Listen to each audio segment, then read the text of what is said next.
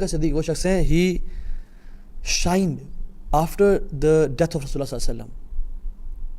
اصل جو ٹیلنٹ، اصل جو ان کے جو اندر لیڈرشپ تھی وہ تب شائن کیا جب اللہ کے وسلم کی وفات ہو گئی.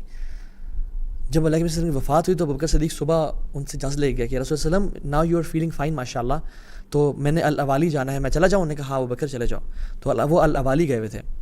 جب واپس آئے تو پتہ چلا کہ مدینہ میں ایک آہو پکار ہے اور صحابہ کچھ بے ہوش ہیں، کچھ کھڑے ہونے قابل نہیں ہیں. عثمان بن عفان اپنے گھر چلے گئے. علی بن ابی طالب ان کے ٹانگوں میں جان نہیں رہی، وہ گر گئے نیچے، شیر خدا گر کے نیچے. عمر بن خطاب اپنی تلوار نکال کے لہرا رہے ہیں کہ کوئی شخص جس نے کہا کہ اللہ کے نبی صلی اللہ علیہ وسلم ہیز پاسڈ اوے اس کا میں سر تن سے جدا کر دوں گا.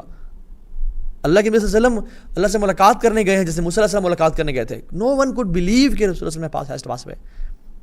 ابوبکر صدیق آئے اور سب سے پہلے اپنی بیٹی گھر میں گئے عائشہ کے، جہاں پہ اللہ کے نبی صلی اللہ علیہ وسلم موجود تھے. اور جب اللہ کے نبی صلی اللہ علیہ وسلم کا چہرہ سے کپڑا اٹھایا تو چہرے پہ موت کے آثار تھے،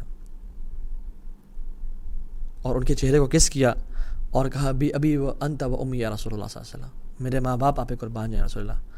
طبت حیا و میتا یا رسول اللہ، آپ زندہ بھی بہت پیارے تھے اور آپ وفات کے بعد بھی بہت خوبصورت ہیں.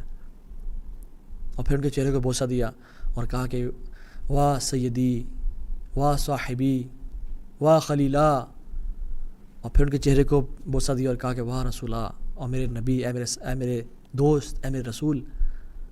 اور پھر وہاں سے جب نکل کے مسجد نبوی گئے تو وہاں پہ اپنی اسٹرینتھ کا اظہار کیا. جب اس امت کو اسٹرینتھ کی ضرورت تھی، جب یہ امت ٹوٹ رہی تھی اور بالکل بکھرنے والی تھی، تب ابوبکر صدیق نے اسٹرینتھ شو کی اور اپنی گرجدار آواز میں کہا علی رسلکما، علی رسلکم، اپنے پاؤں پہ بیٹھ جاؤ، نیچے بیٹھ جاؤ سارے.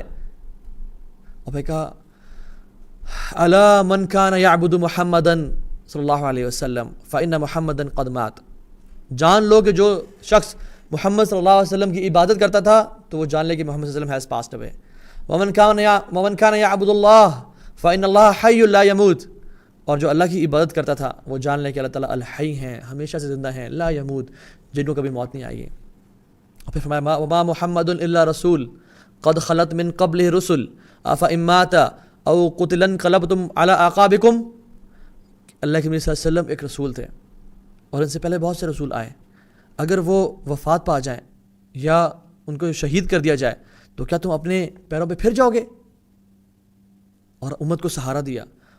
عمر بن خطاب کہتے ہیں کہ ایز اف میں نے یہ آیات زندگی میں پہلی دفعہ سنی، اور کہتے ہیں the truth sank in my heart and he fell on the ground.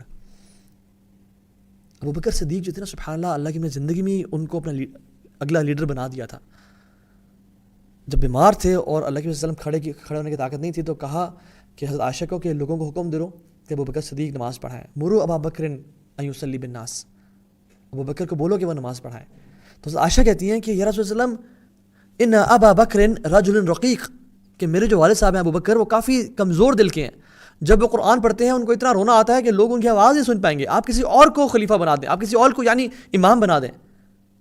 انہوں نے اللہ کے وسلم غصے ہوئے اور کہا مرو ابا بکر ان یصلی بالناس، نہیں ابوبکر ہی نماز پڑھائے گا، ابوبکر ہی نماز پڑھائے گا. جب ابوبکر ہے تو کوئی نماز اور نہیں پڑھائے گا، کیونکہ ہی از دا لیڈر آف دس امہ، ہی از دا امام آف دس امہ.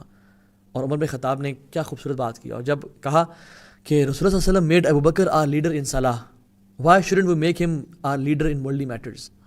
ہم کیوں نہ ان کو اپنے ورلڈلی میٹرز میں اور اپنا خلیفہ بنا لیں، جب اللہ کے نبی صلی اللہ علیہ وسلم نے ابوبکر صدیق کو ہمارا نماز میں لیڈر بنا لیا.